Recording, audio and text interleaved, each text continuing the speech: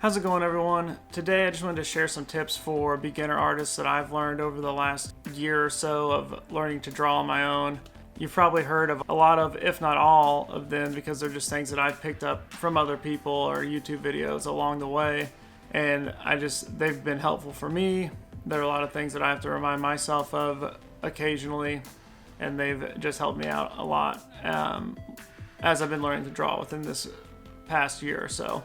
All right. Let's just get into it. Number one is if you're starting from zero, your drawings will probably be bad, but you just have to remember that you will get better, and that just comes with practice. Like drawing is a skill. If you're just starting out, you're more than likely not gonna be good. After I realized that, it made it a lot easier for me to practice and draw things out of my comfort zone, because you're not going to get better by not drawing. So you just have to keep at it, and you just have to remember that it's okay to be bad and you will get better.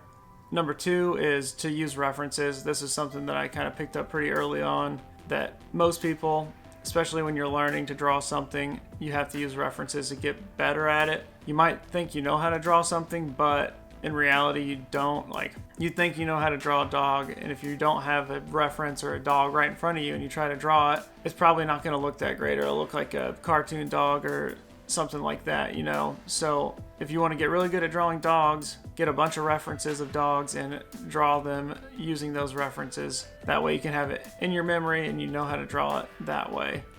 That's helped me out quite a bit. Like, pretty much when I want to draw something, I immediately start looking at references, just to get an idea of how I would draw this thing. Number three is to study art from others, but don't compare your work to theirs. I really started looking at other people's art after I made not a YouTube account, an Instagram account for my own art, and I started following just random people that I liked what their art looked like. And so it is helpful and it can be inspiring and influential, but it doesn't help anybody to compare your work to theirs, because if you're just starting out and you're a beginner, more than likely they've been at it for a lot longer than you have, so it's just not helpful. Number four, I think, is a big one for a lot of people, is to enjoy the process. If you're not enjoying the process, then you're just going to be miserable, like trying to get better. Like, if you're only concerned with where you want to be and to get there fast, then you're probably not going to last very long, and you're going to stop drawing altogether, because if you don't enjoy the process of it, you're just going to be miserable the whole time trying to get better, and you'll get burnt out and you just won't last that long.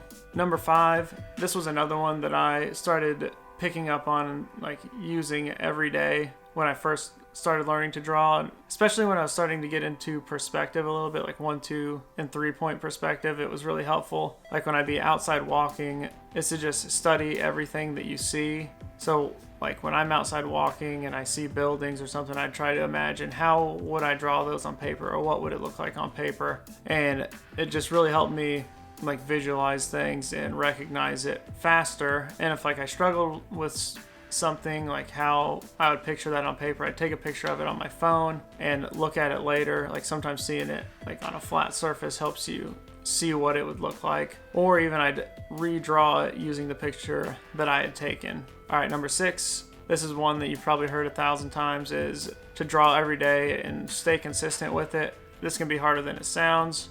For me, any kind of drawing works. Like, it will count for drawing for the day. So if I just doodle in a notebook for 5 minutes, then it's gonna count for drawing for that day. I mean, I can't remember the last day that I didn't draw anything at all. Sometimes it might just be drawing a cube on a page or something like that. But just anything that like keep you consistent and stay in the habit. Kind of a side tip for this one is it helps to bring a sketchbook with you everywhere you go. Like, I have this one that I bring with me everywhere. Like, it's just it's not tiny, but I have a tiny one that I can put in my pocket if I want to, and just bring a pen. You can always find time somewhere, especially if you just always have a sketchbook on you, to just sketch for 5 minutes while you're sitting around. And then finally, number seven, the last one here, is to not spend 100% of your time practicing and studying, but spend some of your time at least drawing for yourself. If you spend all your time practicing, then it's a good way to get burnt out.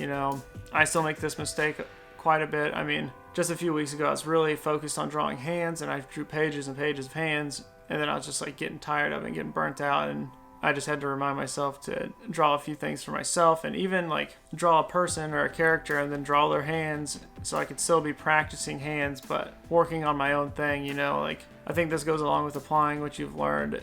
So I think taking a break from practicing and applying everything that you learned can be super helpful as well.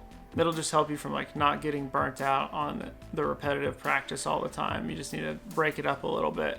I mean, the repetitiveness is what helps you get better, like doing stuff consistently over and over.